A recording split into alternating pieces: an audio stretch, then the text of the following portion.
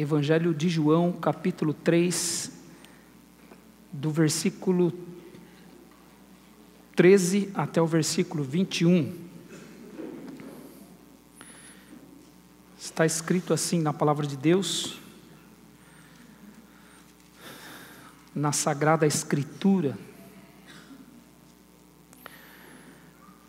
A partir do versículo 13, o capítulo 3 do Evangelho de João diz assim: Ora, ninguém subiu ao céu, senão aquele que de lá desceu, a saber, o Filho do homem que está no céu.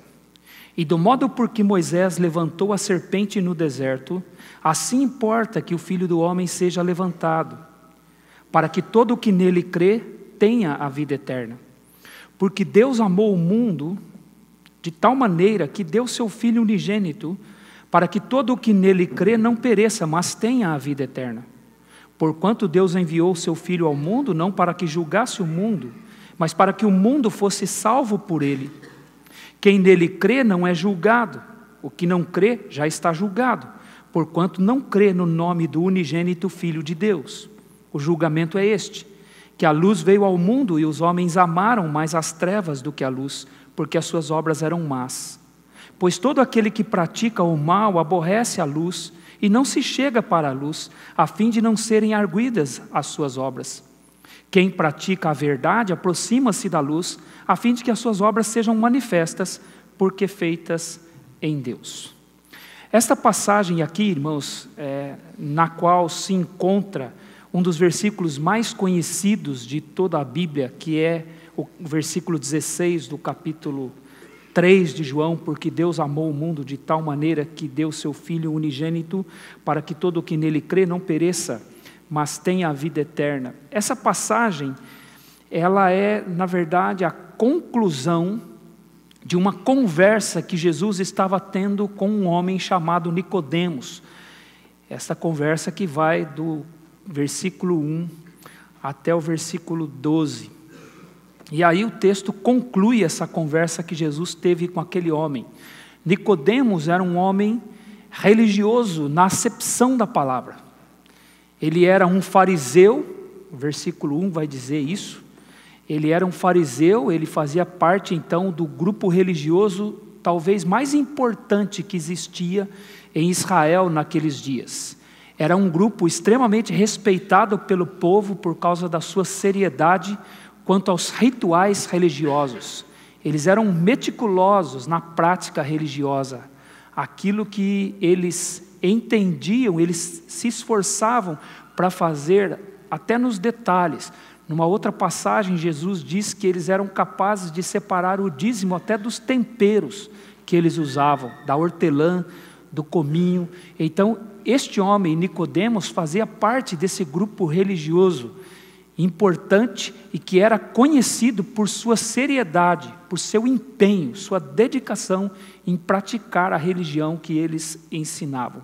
Eles eram praticantes de boas obras, eles davam esmolas para os pobres, ainda que eles faziam propaganda disso, não é, buscando glória para si mesmos, mas eram homens que eram conhecidos por fazer boas obras, porque eles levavam a sério a religião e os rituais que eles criam naqueles dias.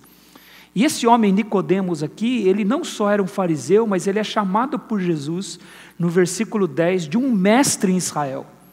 Isso aqui indica que ele fazia parte da liderança também em Israel. Não somente fazia parte do grupo fariseu, mas ele fazia parte também da liderança em Israel, o que era o Sinédrio. O Sinédrio era aquele grupo de 70 ou 72 homens que governava Israel naqueles dias. Então ele fazia parte do próprio governo de Israel, que estava, obviamente, sob a autoridade do Império Romano. Mas ele então fazia parte da liderança do governo em Israel. Então ele era um homem religioso, ele era um homem que era importante em Israel, um mestre em Israel, um mestre da lei em Israel, e que governava a nação junto com os seus companheiros de Sinédrio. Então Nicodemos, ele era visto, meus irmãos, como um homem de muito prestígio, um homem religioso, um homem importante naqueles dias. As pessoas que observavam Nicodemos e aqueles que faziam parte do seu grupo tinham certeza que Nicodemos era salvo. Quem olhava Nicodemos assim, quem olhava os fariseus, eles tinham certeza que os fariseus eram salvos. Então quem olhava para a vida desse homem aqui, Nicodemos, dizia assim: se ele não for salvo, ninguém é. Se esse homem não tem a vida eterna, ninguém tem.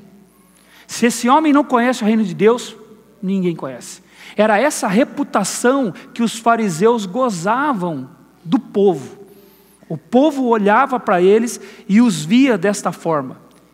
Mas apesar disso, apesar da religiosidade dele, apesar da sua seriedade com os rituais religiosos que ele cria, apesar da sua moralidade, os fariseus eram conhecidos, irmãos, como homens morais, como homens que na prática eles eram zelosos, eles não se envolviam em escândalos, sua reputação não era manchada por escândalos, ainda que eles fossem hipócritas, Jesus disse, ainda que eles fizessem tudo isso de fora para dentro, apenas no exterior, perdão, não de dentro para fora, apenas no exterior. Eles eram homens conhecidos assim, por sua reputação. E o povo, aqueles que observavam eles, olhavam para eles e diziam que eles eram salvos, que eles eram o modelo que eles deviam seguir se quisessem ser salvos. Mas apesar de tudo isso, apesar da sua religiosidade, apesar da sua prática, da sua moralidade, esse homem estava em crise. Esse homem estava confuso. Essa passagem aqui vai nos ensinar que a salvação não é resultado de uma prática religiosa. Essa passagem vai nos ensinar que a salvação não resulta de um compromisso religioso feito por uma pessoa. Por mais profundo que esse compromisso religioso seja. Se tinha um homem que tinha um compromisso religioso profundo, esse homem era Nicodemos. E essa passagem vai nos ensinar que por mais profundo que seja esse compromisso que alguém assuma para si mesmo, isso não garante sua salvação. Esse homem tinha perguntas. Esse homem estava inseguro no seu coração. Esse homem não tinha certeza. Esse homem estava, de fato, cheio de dúvidas. E ele vai falar com Jesus. Ele se refere a Jesus como mestre. Ele diz: mestre, sabemos que és vindo da parte de Deus, porque ninguém pode fazer estes sinais que tu fazes se Deus não for com ele. É o que ele diz no versículo 2. Eu sei que o Senhor é vindo da parte de Deus. Aliás, ele usa aqui o pronome, a primeira pessoa do plural. Ele diz: nós sabemos. É como se ele e o grupo do qual ele fazia parte, o grupo dos fariseus, o sinédrio, estivessem observando Jesus e chegaram a uma conclusão a respeito de Jesus. Nós temos te observado, nós avaliamos você, e nós chegamos à conclusão que você veio da parte de Deus, porque ninguém pode fazer estes sinais que você faz se Deus não for com ele. Há até uma certa arrogância aqui na palavra dele, não é? Por estar dizendo assim: nós temos te avaliado, eu avaliei você junto com o meu grupo, e cheguei à conclusão de que você veio da parte de Deus, porque essas coisas que você faz são coisas incomuns. Você não é um charlatão, haviam charlatães naqueles dias. Você não é um charlatão, você não é um enganador, isso que nós estamos vendo em você de fato é real, você faz sinais que comprovam que você veio da parte de Deus. E ele vai conversar com Jesus, porque ele estava observando e concluiu isso a respeito da vida de Jesus. Mas Jesus responde para ele, de uma forma já a confrontá-lo, de uma forma a já mostrar para ele. Na verdade, Jesus estava amando ele. Parece que Jesus aqui está apenas sendo duro com ele. Jesus está sendo duro com ele. Jesus está confrontando ele. Jesus está dizendo palavras aqui que são verdadeiras espadas que invadem o coração daquele homem. Mas isso tudo é dito por amor. O livro de Apocalipse, quando descreve o Senhor Jesus, diz que ele tem uma espada afiada na sua boca. É assim o nosso Senhor. E ele fala com Nicodemos aqui de uma forma firme, mas porque ele quer, na verdade, levar Nicodemos a conhecer quem é ele mesmo, quem é o próprio Senhor Jesus. E Jesus então responde para ele no versículo 3: em verdade te digo, quem não nascer de novo não pode ver o reino de Deus. Sabe o que Jesus está dizendo para ele? Você me observou, né? Você tem visto os milagres que eu tenho feito, né? Você está dizendo que você me avaliou. Junto com o seu grupo lá, você fez uma avaliação sobre o que eu tenho feito aqui. E você chegou à conclusão que eu vim da parte de Deus. Então você viu algo em mim. Só que o que você viu em mim é o que qualquer pessoa pode ver. O que você viu em mim são os sinais que eu faço. E o fato de você ter visto os sinais que eu faço, você não viu o reino de Deus. Por isso que Jesus diz, em verdade te digo, quem não nascer de novo não pode ver o reino dos céus. Você não é nascido de novo, Nicodemos. Você não tem um novo nascimento. Você é religioso, você pratica a sua religião, você é fiel à sua religião, você é perfeito naquilo que você faz, você goza de uma reputação diante do seu povo, você é tido como alguém respeitável perante o seu povo, mas você não viu o reino de Deus. Só porque você me avaliou, só porque você viu os milagres que eu faço, você está achando que você viu alguma coisa? Você não viu nada. Você não viu o reino de Deus porque você não é transformado. Você não é nascido de novo. Você não é salvo. Então quem não é nascido de novo não pode ver o reino de Deus. Veja que Jesus usa o verbo que ele usou para avaliar Jesus. Ele viu Jesus. Ele observou Jesus. E Jesus diz, quem não nascer de novo não pode ver o reino de Deus. Você não viu o reino de Deus. Você viu os milagres que eu faço. Você está apenas vendo as coisas que eu faço, mas não está vendo o reino de Deus, porque para ver o reino de Deus, você precisa ser nascido de novo. Aí Nicodemos vai responder para ele, como pode um homem nascer de novo, sendo já velho? Pode porventura voltar ao ventre de sua mãe e nascer outra vez? E nascer de novo é o que Nicodemos diz no versículo 4. Nicodemos aqui, irmãos, ele não está aqui. Alguém pode... Puxa, Nicodemos ele era falto de inteligência mesmo, né? Ele estava achando que Jesus estava falando de nascer de novo literalmente. Aí ele fala, como é que alguém pode diminuir, voltar a ser um bebê e entrar de novo no ventre de sua mãe e nascer outra vez? É óbvio que ele não está dizendo isso. Ele não era alguém que não compreendeu a figura de linguagem que Jesus estava usando, a comparação que Jesus estava fazendo, não era assim. Quando ele diz, pode porventura alguém voltar ao ventre materno e nascer outra vez, o que ele está dizendo aqui é o que o Senhor está dizendo de ser transformado, nascer de novo, é uma coisa impossível. Não dá para voltar no tempo. Não dá para diminuir, voltar ao ventre materno e nascer de novo. Sabe por quê, irmãos? Porque esta expressão, nascer de novo, nem era conhecida de Nicodemos. Ele nem sabia o que era isso. Jesus foi o primeiro a usar. Em Israel, essa expressão não era conhecida, nascer de novo. Ser transformado. Em Israel, ser salvo era nascer como um judeu descendente de Abraão e praticar a lei de Moisés. Era algo natural, você precisa nascer como filho de Abraão, você tem que ser descendente da linhagem de Abraão e você tem que praticar a lei de Moisés. Assim você entra no reino de Deus. Aí Jesus usa uma expressão que significa uma vida transformada. Ele diz, mas como isso pode acontecer? Eu nem sei o que significa, eu nem sei direito o que é isso. Como é que pode? É como voltar para o ventre materno e nascer outra vez? Nicodemos, ele entende que isso significa um recomeço, uma nova vida, mas ele entende também que isso é impossível. Então ele responde para Jesus dizendo que não dava, que isso não dá para acontecer. Por isso que ele fala com Jesus desta maneira aqui, dizendo, como que posso voltar no tempo, voltar ao ventre de minha mãe e nascer de novo? E aí Jesus continua, de novo Jesus diz, em verdade te digo, quem não nascer da água e do Espírito não pode entrar no reino de Deus. Percebe que Jesus faz uma pequena mudança aqui? Ele disse na primeira vez, em verdade te digo, quem não nascer de novo não pode ver o reino de Deus. E agora ele diz, em verdade te digo, quem não nascer da água e do Espírito não pode entrar no reino de Deus. Agora ele está dizendo que Nicodemos não somente não viu o reino de Deus, como está fora dele.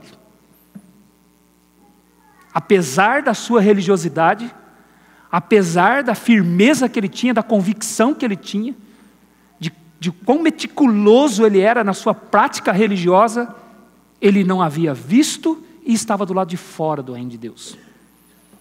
Você não pertence ao reino de Deus. Você não está nele.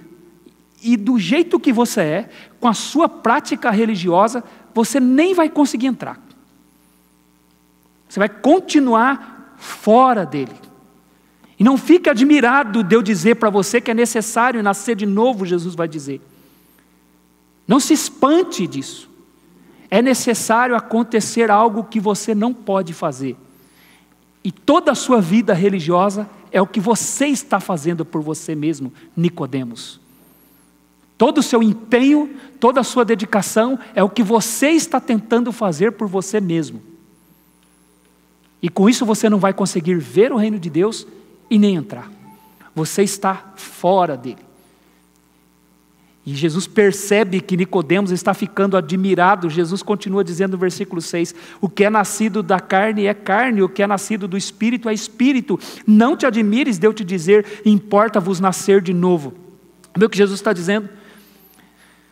Você é descendente de Abraão fisicamente. Você é um descendente carnal. Então você é carnal. O que é nascido da carne é carne. Seu pai Nicodemos era um pecador. Você nasceu um pecador. Ainda que você tenha nascido na linhagem de Abraão, ainda que você seja da nação de Israel, você é um pecador. O que é nascido da carne é carne. Pecadores geram pecadores. A natureza dos seus pais é a sua natureza. Seus pais tinham uma natureza pecaminosa, você tem uma natureza pecaminosa. Seu nascimento numa família em Israel não garante nada para você. O que é nascido da carne é carne. Agora, o que é nascido do Espírito é Espírito. O que você precisa é de uma transformação espiritual. E não te admires de eu dizer isso para você. É interessante, irmãos, porque Nicodemos era um mestre em Israel, ele conhecia o Antigo Testamento. Mas o problema deles era um conhecimento intelectual do Antigo Testamento. Conhecer a Bíblia intelectualmente, irmãos, não salva ninguém. Tem muita gente que conhece a Bíblia. Eu ouso dizer que tem muita gente que conhece a Bíblia muito mais do que nós e vai para o inferno. Porque é um conhecimento intelectual. Ele não foi transformado pela Escritura, ele não interpreta a Escritura da forma como Deus quer que ele interprete, porque ele nem conhece a Deus para receber de Deus a verdadeira interpretação. Ele vai para o inferno. Conhece línguas originais. Alguém disse que tem gente que lê o hebraico, irmãos, lê a Bíblia em hebraico melhor do que nós lemos a nossa em português. Lê o Novo Testamento em grego melhor do que nós lemos o nosso Novo Testamento em português. E vai para o inferno. Era isso que Jesus estava dizendo para Nicodemos, você é um mestre em Israel. E sabe o que dizia o Antigo Testamento? Em Ezequiel 36 diz que Deus ia fazer do seu povo um povo puro, porque ele ia purificar esse povo pela água. E ele poria o seu espírito no coração deste povo. Então seria um nascimento da água e do espírito. É um nascimento espiritual. A água aqui não é batismo, irmãos, não é a água do batismo.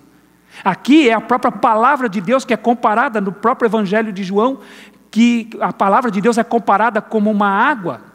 No capítulo 15, Jesus diz, vós já estáis limpos pela palavra que eu vos tenho falado. Efésios capítulo 5, versículo 26, vai dizer que Jesus tem purificado, tem santificado a sua igreja por meio da lavagem de água pela palavra. Então, água aqui é um dos instrumentos que Jesus usa para comparar a transformação espiritual que ele causa no seu povo por meio do ensino da sua palavra. Então, quem não nascer da água e do Espírito é como dizer, quem não nascer da palavra e do Espírito não pode entrar no reino dos céus. Pedro vai dizer que nós fomos salvos, regenerados pela palavra da verdade. Então ele está dizendo isso para Nicodemos, você deveria conhecer isso, porque Ezequiel ensina isso.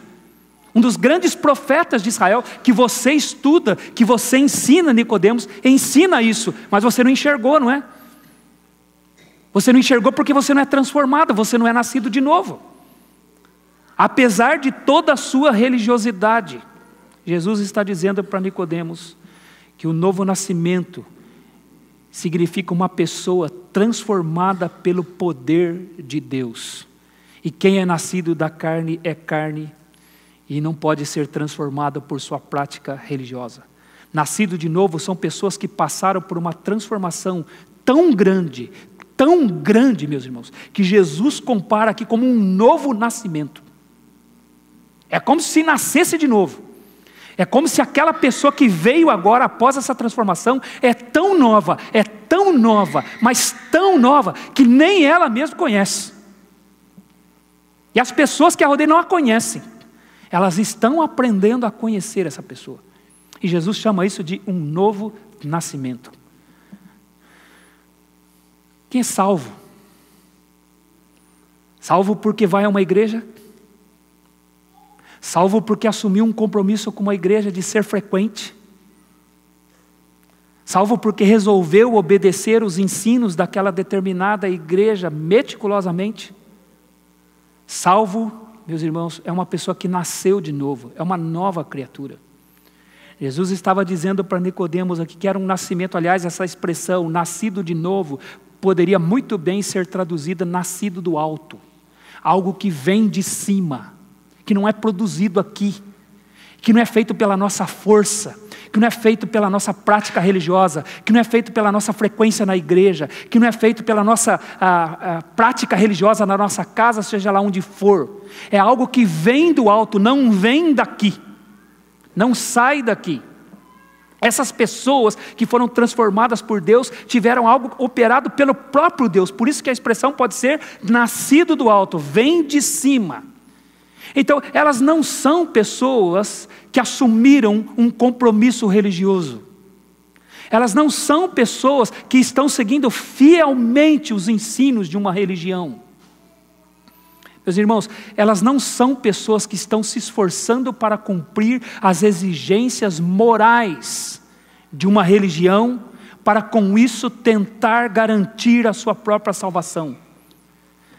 Pessoas nascidas de novo não são como você, Nicodemos, é o que Jesus está dizendo. Pessoas nascidas de novo não se parecem com você, Nicodemos. Fico imaginando Nicodemos ouvindo isso, irmãos. Todo o povo olhava para ele e achava que ele era salvo. Todo o povo olhava para ele e falava, se esse homem não vai para o céu, eu não sei quem vai. E aí chega o Senhor Jesus dizendo que ele não viu e não pode entrar no reino dos céus. Não pode entrar no reino de Deus. Está fora do reino de Deus. E Jesus diz mais, e aqueles que são salvos não são como você. Você está do lado de fora.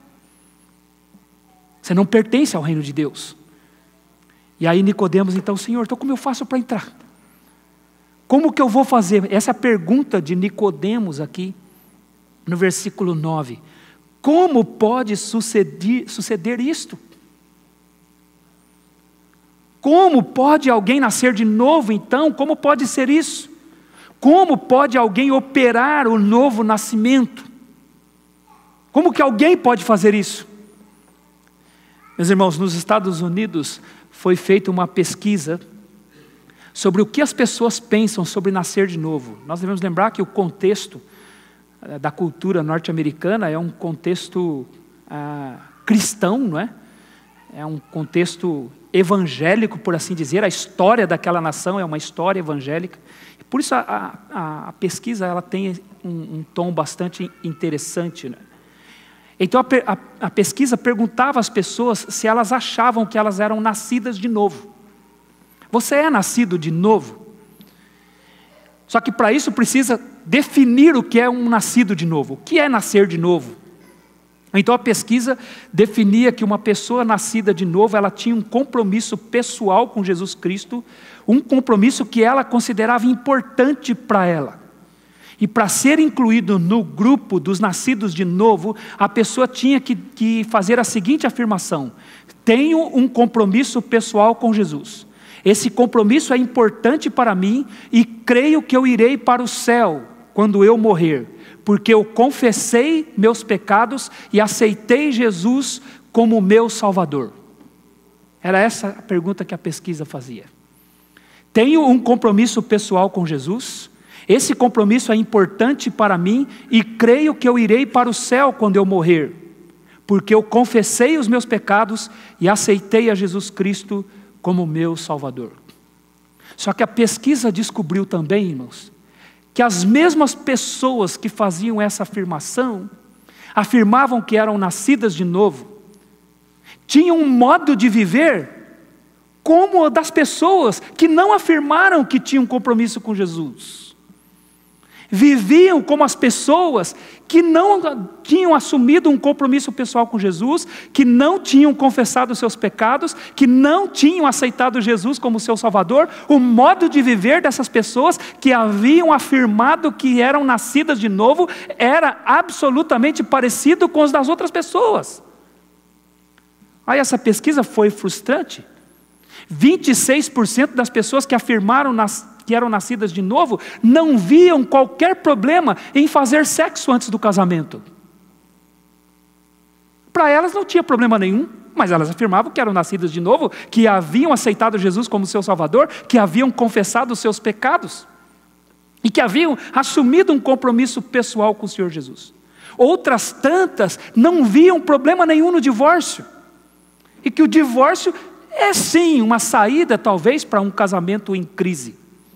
Em resumo, essas pessoas que diziam que eram nascidas de novo, tinham seu modo de viver nada transformado. Não tinha transformação nenhuma.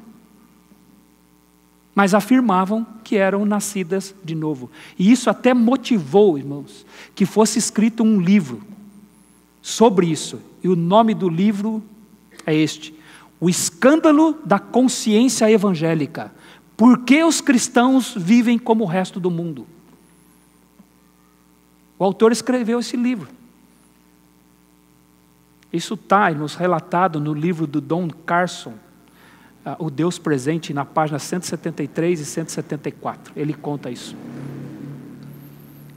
Ele escreveu um livro, O Escândalo da Consciência Evangélica. Por que os cristãos vivem como o resto do mundo?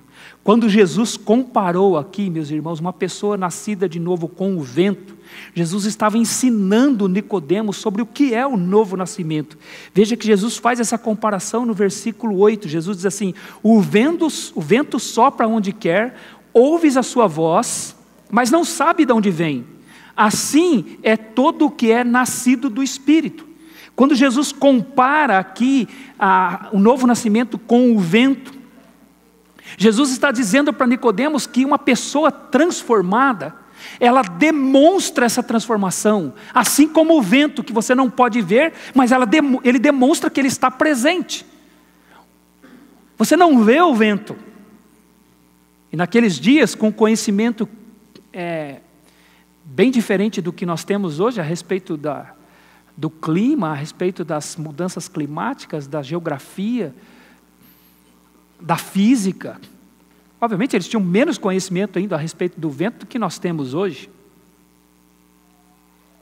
Mas Jesus diz para ele: o vento, você não sabe de onde ele vem, mas você ouve a sua voz. Você percebe os efeitos dele, o vento faz barulho. Sabe o que eu lembrei, irmãos? A gente mora lá no prédio lá, e a gente mora lá, eu moro no 10º andar, o Ludiero e a Dani moram no 8º, lá venta bastante, né, Ludiero? Acho que no nosso lado lá talvez vente mais do que no de vocês lá, eu presumo, né? E uma vez nós viajamos, irmãos, fomos lá para Uberlândia, e aí na estrada nós passamos por aquela cidade chamada Porto Ferreira. E lá em Porto Ferreira, irmãos, é um paraíso para as irmãs. As mulheres chegam lá em Porto Ferreira, irmãos, é tanta loja de decoração de casa que é uma beleza. É vaso, é coisa de ferro, é tanta coisa. Aí nós chegamos lá, vocês nem imaginam a Patrícia lá naquele lugar. Aí nós dormimos lá na ida, e aí passamos a noite lá. De manhã ela já acordou antes de nós. Quando nós acordamos, ela não estava no quarto, ela já tinha ido sondar o que ela ia querer. E aí a gente foi lá para Uberlândia, e na volta ela falou: quero parar em Porto Ferreira. Eu falei: eu já sei. Já sei que você quer parar em Porto Ferreira. Irmãos, e a gente com o nosso carrinho, paliozinho, lotado, cheio de mala, cheio de coisa. E aí lá vai a Patrícia olhar as coisas em Porto Ferreira. Eu falei, meu Deus, o que ela vai querer levar? Eu falei para o Natan, vamos ter que dar um jeito de colocar as coisas aqui dentro. O carro já estava lotado, irmãos. Nós trouxemos um abajur que era maior que eu, dessa altura.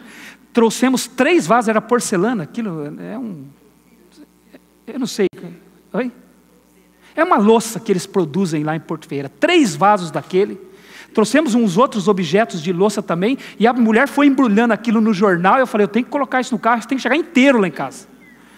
E aí encaixamos lá dentro do carro. Conseguimos colocar tudo dentro do carro e chegamos. E aí aquilo foi para a decoração da casa. Agora, só que lá em casa venta. A gente ouve a voz do vento. A gente sente os efeitos do vento.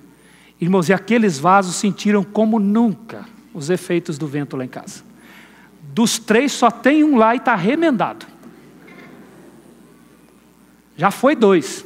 Porque o vento balançou a cortina foi, tocou naqueles vasos, como eles eram leves, eles caíram, espatifou tudo no chão. E eu falei, poxa, tanto trabalho para trazer isso inteiro para casa, naquele palhozinho apertado. Chegou aqui, o vento deu conta deles. Assim é o vento, ele demonstra seus efeitos. Você não o vê, mas você sabe que ele está ali. Você percebe ele. Sabe o que Jesus está dizendo para Nicodemos aqui? O nascido de novo revela que ele é nascido de novo. Você não entende muito bem como isso aconteceu. Você não entende muito. Irmãos, eu não sei direito como aconteceu minha conversão. Se você perguntar para mim que dia que eu me converti, eu confesso que eu não sei. Eu não sei direito quando eu me converti. Tem gente que sabe o dia que se converteu, né? Ele lembra bem o dia que ele se converteu. Eu não sei. Eu sei que eu comecei a entender o Evangelho com 7 anos de idade, quando minha mãe se converteu. Eu comecei já a ter percepção do Evangelho. Eu comecei a ter um entendimento do que agradava a Deus, do que não agradava. Eu comecei a sentir tristeza quando eu pecava. Eu sabia que tinha pecado contra o meu Deus, mas eu não sabia exatamente quando isso aconteceu. E eu fui ser batizado, irmãos, com 19 anos de idade. Eu não sei exatamente como aconteceu, mas uma coisa eu sabia, eu estava percebendo os efeitos do Espírito Santo em mim.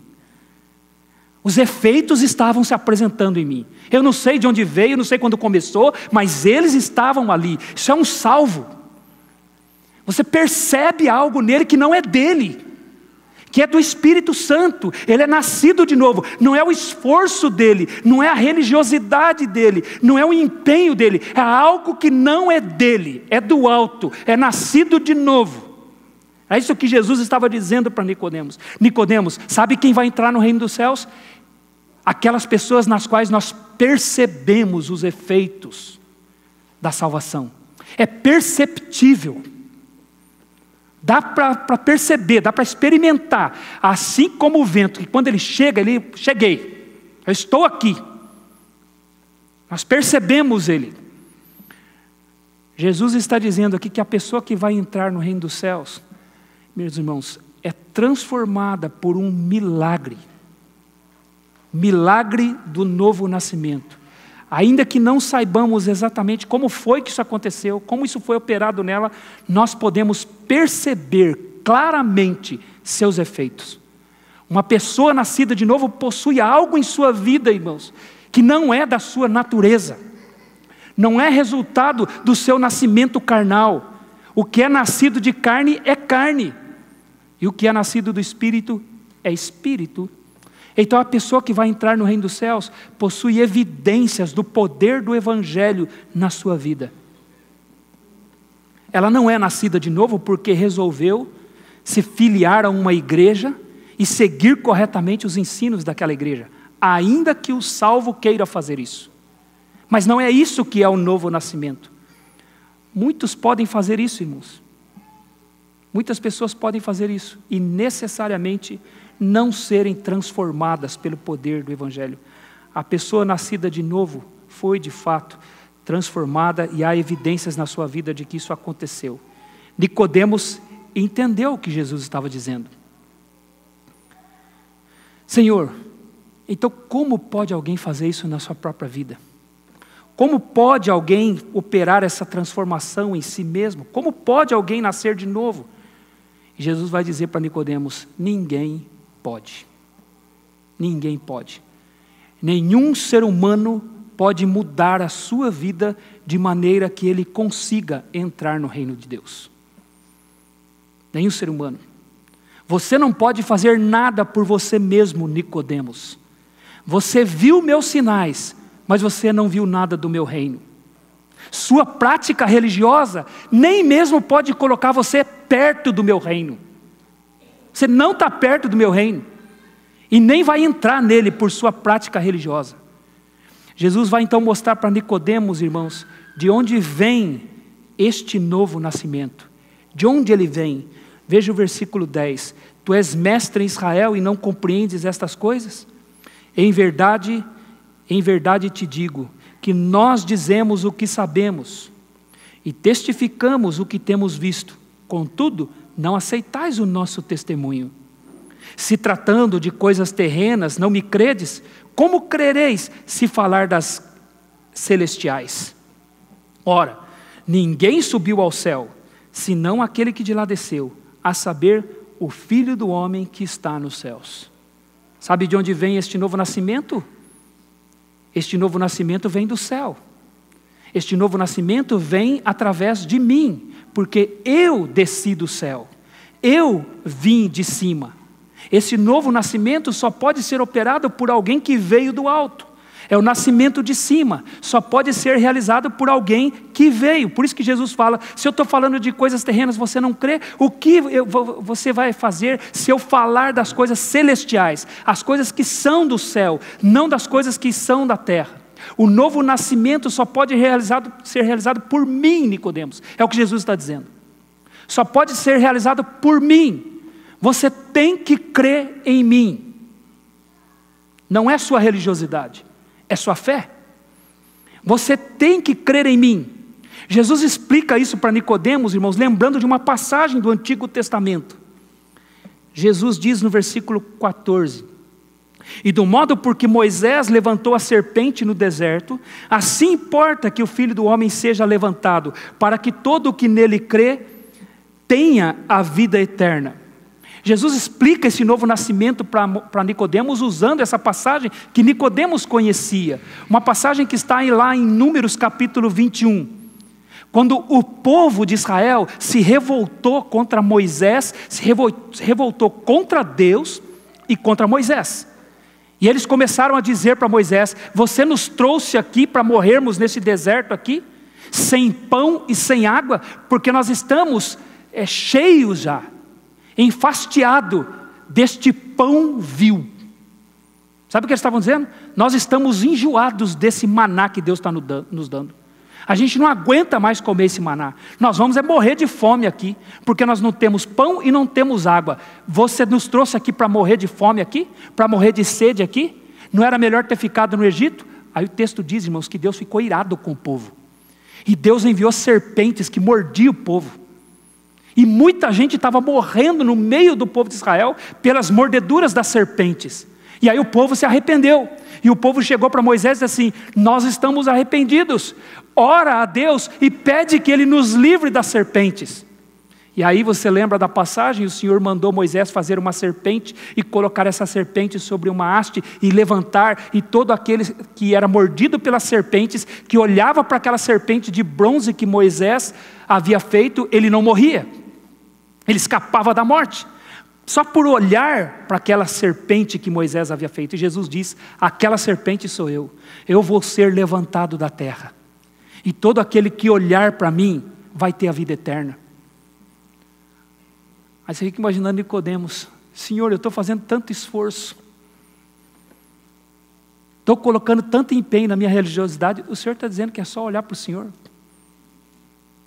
O Senhor está dizendo que é só para olhar para o Senhor na cruz? Eu vou ser levantado na cruz.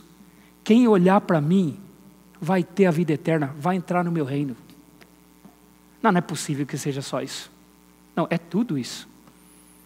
É fé. É fé em Jesus. A fé em Cristo.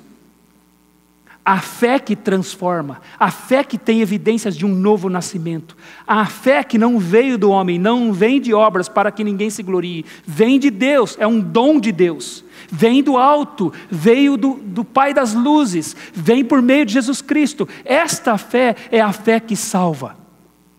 Então Jesus aplica aquela passagem de Moisés para ele mesmo. Ele seria levantado na cruz, e quem olhasse para ele com a fé nele, a fé no que ele estava fazendo naquela cruz, nasceria de novo, seria salvo. Olhar para Jesus com a fé no que ele estava fazendo naquela cruz. Esse é o nascido de novo, porque todo o que nele crê tem a vida eterna, o que ele diz no versículo 15. Para que todo o que nele crê, todo aquele que crer naquele que for levantado no madeiro, levantado na cruz, tenha a vida eterna. Jesus está ensinando aqui que a salvação é pela fé, a fé nele mesmo. Essa passagem, na verdade, irmãos, explica para nós, ensina para nós, que a salvação se dá exclusivamente pela fé em Cristo Jesus. A salvação se dá exclusivamente pela fé em Cristo Jesus. É isso que o restante da passagem vai dizer. Nós somos salvos não porque temos uma boa religião. Nós somos salvos, irmãos, porque nós estamos crendo no Senhor Jesus Cristo. Nós não somos salvos porque estamos seguindo corretamente uma religiosidade, estamos seguindo corretamente regras religiosas. Nós não somos salvos porque temos uma vida moralmente correta. Nós somos salvos porque confiamos no que Jesus fez naquela cruz. Somos salvos porque colocamos a nossa fé nele. E o que a fé faz? O que significa a fé em Jesus? Quais são os resultados da fé na vida de uma pessoa? A fé, meus irmãos, livra a pessoa do perecimento eterno. Veja o que diz o versículo 16. Porque Deus amou o mundo de tal maneira que deu seu Filho unigênito para que todo o que nele crê não pereça, mas tenha a vida eterna. Esse é um dos versículos mais conhecidos da Bíblia, e esse versículo afirma aqui que crer em Jesus, aquele que crê em Jesus, está livre do perecimento eterno. Não perecer, irmão, significa não ser destruído, não ser corrompido eternamente, significa não ser perdido. Mas o significado que eu mais gosto dessa palavra perecer aqui, e obviamente está no negativo aqui, não pereça, significa não estar na miséria eterna. Você sabe o que é o inferno, irmãos? O inferno é uma realidade muito triste. O inferno não é um mito.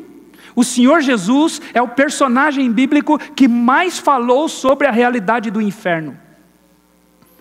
O inferno não é uma ideia, o inferno não é uma filosofia, o inferno é uma realidade, e é uma realidade muito triste. Ele será uma situação de miséria eterna. É uma triste forma de viver, irmãos. É isso que é o inferno. O inferno é uma triste forma de viver, é um perecimento eterno. E aqui o versículo fala de não perecer em contraste com a vida eterna. Não pereça, mas tenha a vida eterna. Então perecer significa um perecimento eterno, assim como a vida é uma vida eterna. Isso significa, irmãos, que há um perecimento eterno. Há uma miséria eterna. E por que será uma miséria eterna? Será uma miséria eterna porque não tem a presença de Deus. O que é o inferno? O inferno é a ausência de Deus. É a ausência do relacionamento com Deus. Onde Deus não está, há miséria. E como Deus não vai estar no inferno eternamente, haverá uma miséria, um lamento, uma tristeza eterna. Deus não estará no inferno, irmãos, porque o inferno será o lugar de pecadores não arrependidos. Deus não habita no meio do pecado. Ele não pode olhar para o pecado. E Deus não estará lá, por isso que lá será uma miséria. E por que Ele não estará lá? Ele não estará lá porque lá será a habitação eterna de pecadores não arrependidos. Lá será a manifestação, a exacerbação total do pecado. E Deus não pode habitar onde há o pecado.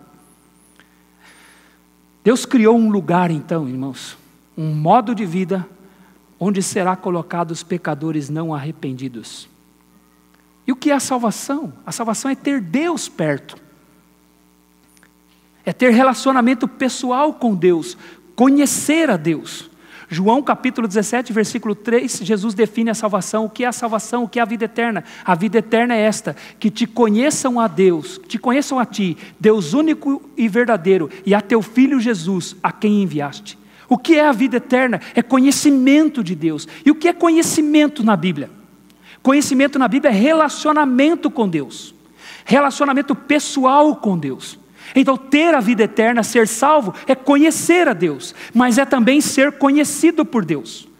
Jesus disse em Mateus capítulo 7, versículo 22, que naquele dia, quando Ele voltar, muitos dirão para Ele: Senhor, em Teu nome nós não expelimos demônios, em Teu nome nós não profetizamos, em Teu nome nós não operamos sinais e maravilhas. E eu direi para eles: apartai-vos de mim, vós que praticais a iniquidade, porque eu nunca vos conheci. Então o que é a salvação? É eu conhecer a Deus e ser conhecido por Deus. Isto é a vida eterna. Então o inferno, irmãos, será a mais alta expressão da ausência de Deus. Pessoas que não o conheceram, que não se arrependeram, e pessoas que não são conhecidas por Ele. Eu diria, irmãos, que Deus vai estar no inferno de uma certa maneira. Ele vai estar lá. Ele vai estar lá em ira eterna contra os não arrependidos. Apocalipse capítulo 22, versículo 15, quando fala do céu, da maravilha da Nova Jerusalém, da cidade celestial, o versículo 14 vai dizer que lá estarão aqueles que foram purificados, lavados no sangue de Jesus Cristo. E o versículo 15 vai dizer: fora estarão os cães, os feiticeiros, os assassinos, os impuros e todo aquele que ama e pratica mentira. Estes estarão fora, para o lugar do perecimento eterno. Porém, aquele que colocou a sua fé em Jesus Cristo, ele está livre do perecimento eterno. Ele está livre da condenação eterna, porque ele sabe que Jesus na cruz sofreu o perecimento no lugar dele. Ele sabe que na cruz Jesus pereceu no lugar dele. Ele olhou para a cruz, assim como Moisés levantou aquela serpente no deserto, Jesus foi levantado na cruz, ele olhou para a cruz, e o que ele viu na cruz? Não é só olhar, irmãos, o que você viu na cruz?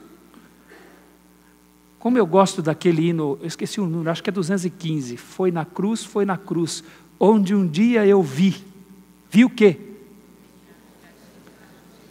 Meus pecados castigados em Jesus.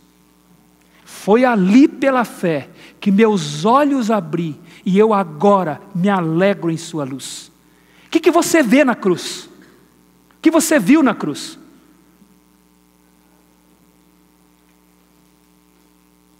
Sabe o que eu vi na cruz? Meus pecados. Minha culpa Ele carregou. Carregou os meus pecados. Ele sofreu o perecimento no meu lugar, e por isso que eu não vou perecer eternamente. Porque Ele já sofreu, já pagou os meus pecados, e eu coloquei a minha fé nisso. Ele carregou na cruz os nossos pecados. Então o que é colocar a fé em Jesus? Qual é o resultado da fé em Jesus? O resultado da fé em Jesus é ser livre do perecimento eterno. Aquele que põe a sua fé em Jesus está livre do perecimento eterno. Meus irmãos, o texto diz mais: aquele que põe a sua fé em Jesus, a pessoa que coloca a sua fé em Jesus, aquele que olha para a cruz em fé, na verdade o texto também diz que ele tem uma vida presente transformada. É isso que o versículo 16 diz. Porque Deus amou o mundo de tal maneira que deu seu Filho unigênito, para que todo aquele que nele crê não pereça, mas tenha a vida eterna. Por isso que Jesus disse que o novo nascimento é uma vida transformada, como o vento demonstra. Não vemos o vento, mas vemos a transformação dele. Vemos a evidência, os efeitos do vento. E o texto diz aqui que uma pessoa que crê em Jesus, ela crê em Jesus de tal forma que a vida dela é caracterizada por sua fé em Jesus.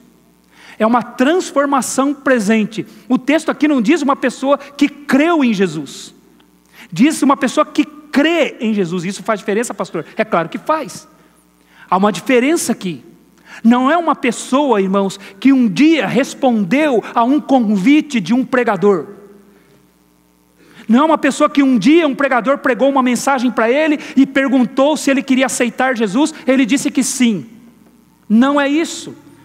Não é uma pessoa que foi à frente num apelo no final de uma mensagem, dizendo que quem quisesse receber Jesus, que saísse do seu lugar e viesse à frente da igreja para receber Jesus como seu Salvador. E essa pessoa saiu do seu banco, veio na frente e recebeu uma oração, e por isso ela diz: eu criei. Eu fui lá na frente o dia que eu fui convidado, recebi uma oração, aceitei o Senhor Jesus como meu Salvador. Não, não é isso. O texto está dizendo, é aquele que crê. Mas o que isso significa? A construção verbal aqui, irmãos, do crer, ela caracteriza a pessoa. Não é um evento na vida de uma pessoa. Teve um dia que eu criei. Não, não é isso que o texto diz. A construção verbal aqui significa, um dia eu criei. E continuei crendo por todos os dias da minha vida. E quem olha para a minha vida agora, vê que eu creio. Quem observa a minha vida agora, nota que eu sou uma pessoa que crê. Quem olha para a minha vida agora vê, ele é aquele que crê. Já viu como nós nos referimos às pessoas quando elas são caracterizadas por alguma coisa?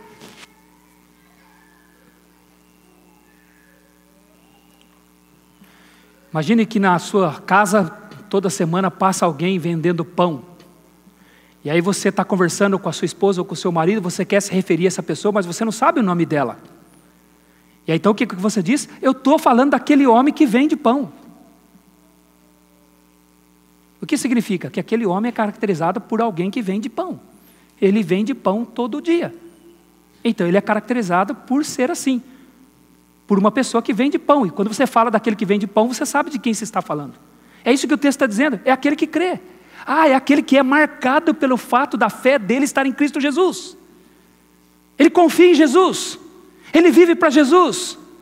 Ele crê em Jesus. E as pessoas olham para a vida dele, eu vejo algo na vida dele. Ele crê em Jesus. Ele tem uma vida transformada. Jesus está presente na vida dele. E o que mais que a pessoa vê? Ele tem a vida eterna. O que é a vida eterna? Tempo presente aqui, irmãos. Ele tem a vida eterna a partir de hoje. Porque ele creu hoje. A vida eterna é evidente na vida dele. Veja, irmãos, não é um evento na vida. É um modo de vida. Não é um evento. Não é a resposta sim, como eu disse para um pregador. Não é ir à frente para receber uma oração. Não é ser batizado. Não é dizer eu aceitei Jesus. Aqui é uma vida caracterizada por sua confiança em Jesus. Ele confia continuamente em Jesus. Ele obedece a Jesus. Ele não é perfeito. Ele não é perfeito. Mas ele se arrepende continuamente dos seus pecados.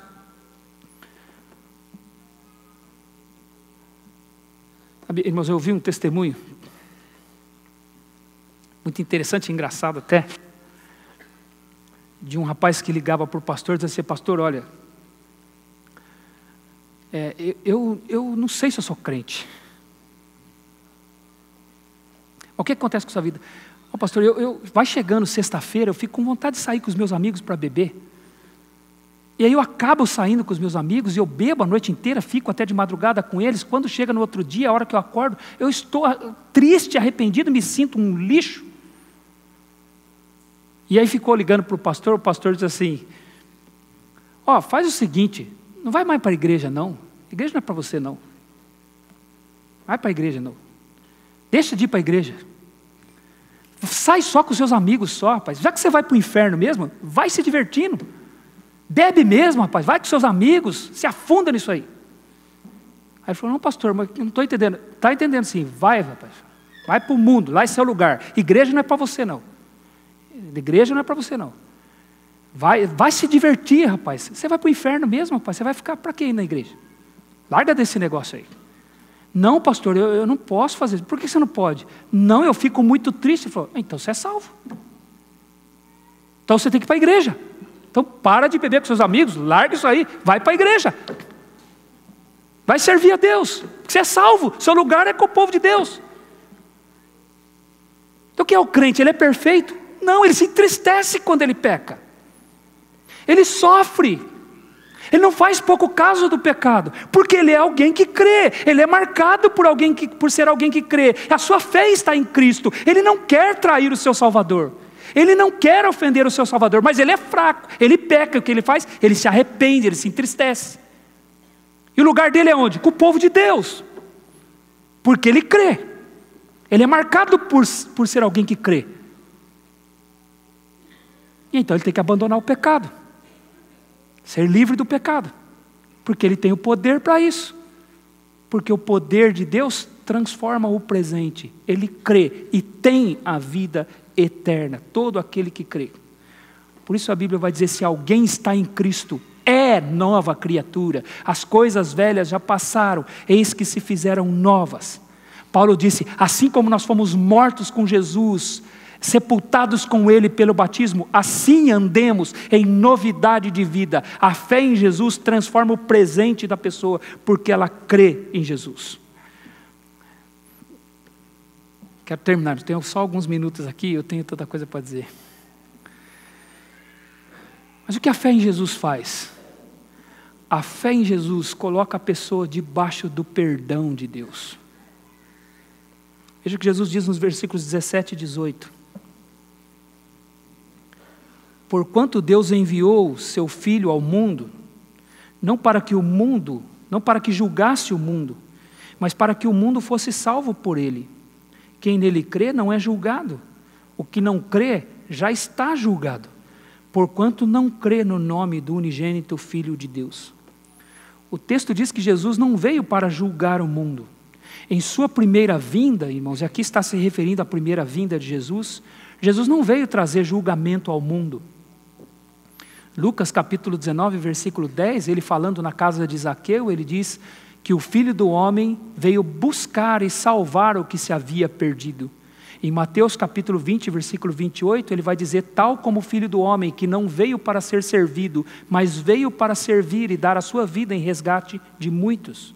Então, na primeira vinda, o Senhor Jesus não veio julgar, Ele não veio trazer condenação para o mundo. Haverá um dia em que o Senhor Jesus virá novamente, e quando Ele voltar, Ele virá em julgamento. Ele vai trazer condenação. 2 Tessalonicenses capítulo 1, versículos 7 e 8, vai dizer que Jesus virá com os anjos do seu poder, com chama de fogo, tomando vingança contra todos os que não conhecem a Deus e não obedecem ao Evangelho do nosso Senhor Jesus Cristo. Haverá um dia que Ele virá assim, com os anjos do seu poder, em chamas de fogo, tomando vingança contra todos os que não conhecem a Deus. Não conhecem a Deus por quê? Porque conhecer a Deus é ser salvo. Aqueles que não conhecem a Deus não são salvos. Rejeitam o Evangelho do nosso Senhor Jesus Cristo. E Ele vai tomar vingança contra todos eles. Mas na primeira vinda não. Na primeira vinda Ele veio trazendo salvação.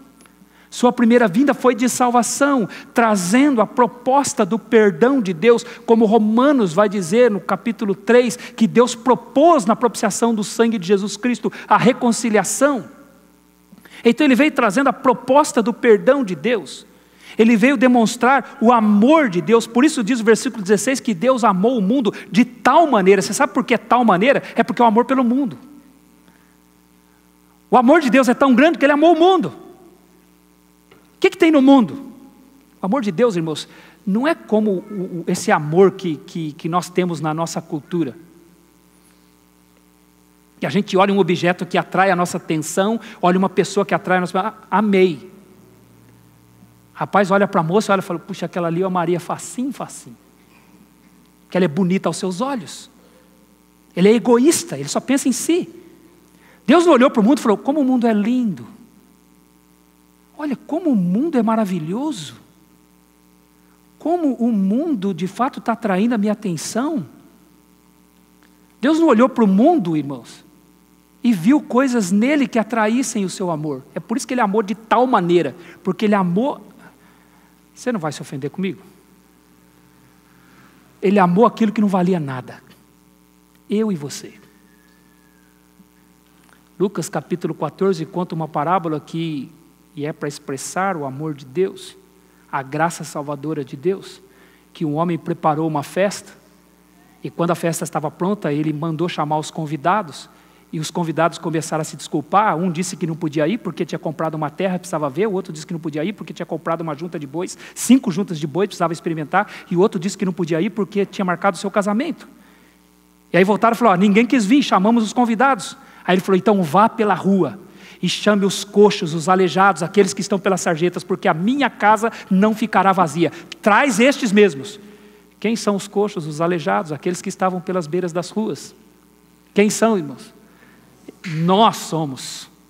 Não valemos nada, mas pela graça fomos trazidos no banquete. Fomos trazidos para a festa. Sabe por quê? Porque Deus é um Deus que perdoa pecados.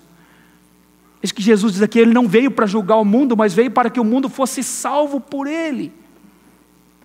Isso nos lembra dos nossos pecados, isso nos lembra da nossa maldade, isso nos confronta o tempo todo, irmãos, porque Deus, Ele nos faz conscientes de que Ele perdoa pecados. E para eu ter o perdão dEle, o que eu preciso fazer? Reconhecer os meus pecados, confessar os meus pecados. Jesus veio morrer na cruz, Ele é a serpente que foi levantada no deserto, Ele morreu na cruz para carregar os nossos pecados. Por isso é que Ele veio trazer o perdão de Deus, o perdão do Senhor. Por isso todo aquele que nele crê não é julgado, pelo contrário, escapa do julgamento de Deus. E esse julgamento de Deus aqui, irmãos, não é um julgamento em que Deus vai: deixa eu avaliar você, deixa eu avaliar suas obras, deixa eu avaliar o que você tem de bom, em contraste com o que você tem de ruim, avaliar você e ver se você merece entrar no meu reino ou não. Não, esse julgamento aqui, irmãos, ele é de condenação. Não tem chance de escapar. Se você estiver diante desse julgamento, você já está perdido eternamente.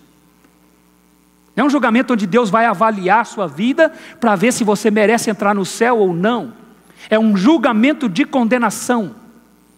Já está definido o destino eterno. Por isso ele diz: aquele que não crê já está julgado. Ele diz no versículo 36, no final do capítulo: por isso quem crê no Filho do Homem no Filho tem a vida eterna. O que todavia se mantém contra o Filho não verá a vida, mas sobre ele permanece a ira de Deus. Não existe, irmãos, uma situação neutra. Ou a pessoa está debaixo da ira de Deus, ou a pessoa está debaixo do perdão de Deus. E Jesus veio para trazer o perdão de Deus. Aquele que nele crê, irmãos, não é julgado, nem vai passar pelo julgamento, porque a sua sentença já foi dada.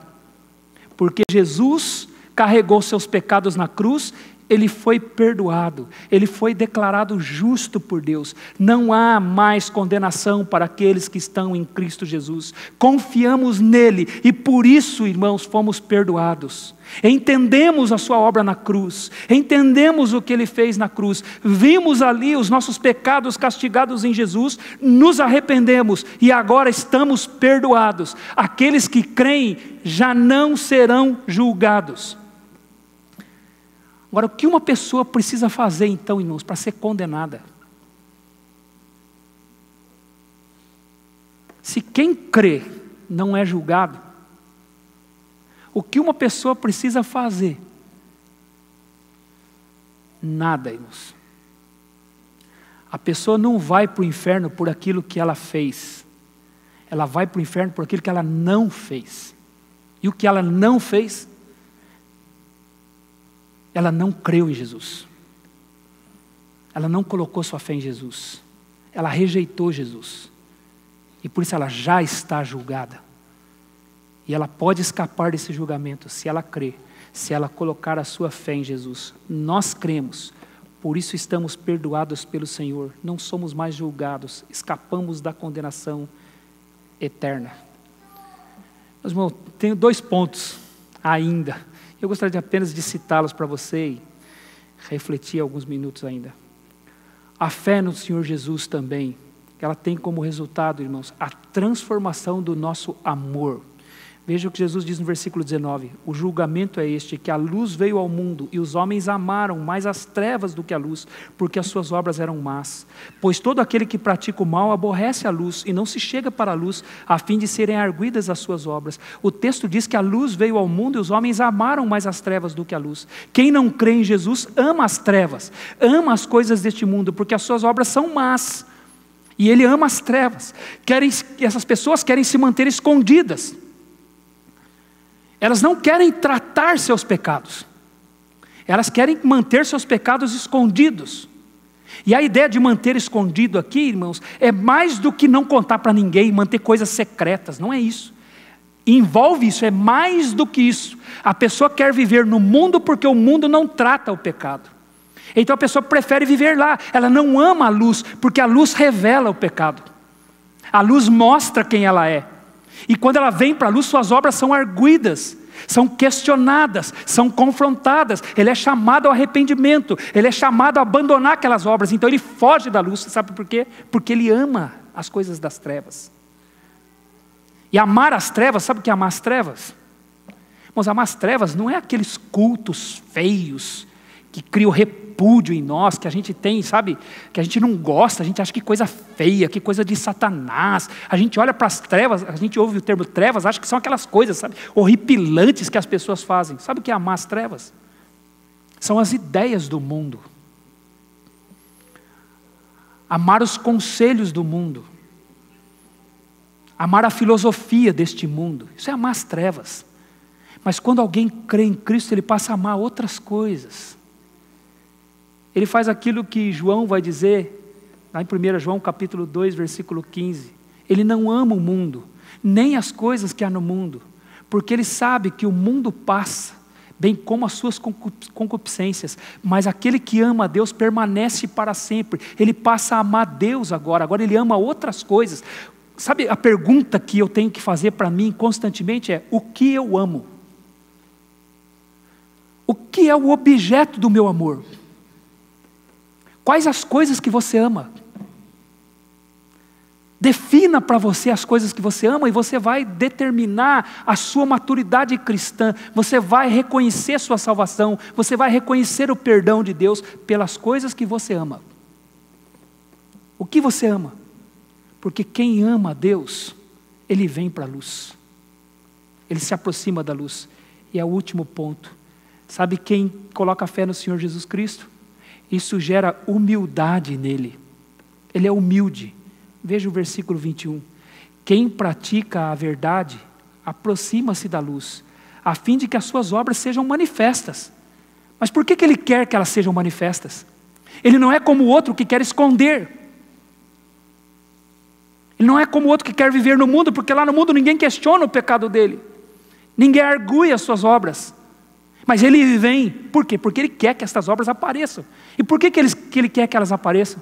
Porque ele sabe que quem fez isso foi quem veio do alto, o Senhor Jesus Cristo, não é ele. Ele sabe que elas são feitas em Deus, então ele quer glorificar a Deus, ele quer exaltar a Deus, então ele se aproxima da luz, ele vem para a luz, ele quer andar com quem anda na luz, ele quer caminhar com os salvos, ele quer ter comunhão com os salvos, ele quer, sabe por quê? Porque ele quer que vejam o que Deus fez na vida dele. Para que Deus receba a glória, para que Deus seja louvado. Ele não se orgulha das suas obras, porque ele sabe que não foi ele que fez. Ele não é como Nicodemos, que estava se esforçando, estava contabilizando tudo aquilo que fazia e achava que tinha direito de entrar no reino de Deus por aquilo que fazia. E Jesus está ensinando Nicodemos que não era assim, que tinha que acontecer algo na vida dele que não era dele, era algo de Deus. Isso é humildade. O salvo é humilde, ele sabe que ele não fez nada na vida dele, que ele não tem mérito nenhum, ele sabe que ele é o que é pela graça de Deus, como o apóstolo Paulo disse: eu sou o que sou pela graça de Deus, e aquilo que eu sou é Deus que está fazendo em mim. Então ele quer se aproximar da luz. Agora, irmãos, o que é se aproximar da luz? O que é se aproximar da luz? Como que eu sei que eu estou próximo da luz? Como que eu sei se eu estou andando na luz? João gosta dessa comparação luz e trevas. Na sua primeira carta ele faz isso também. Deus é luz e não há nele treva nenhuma.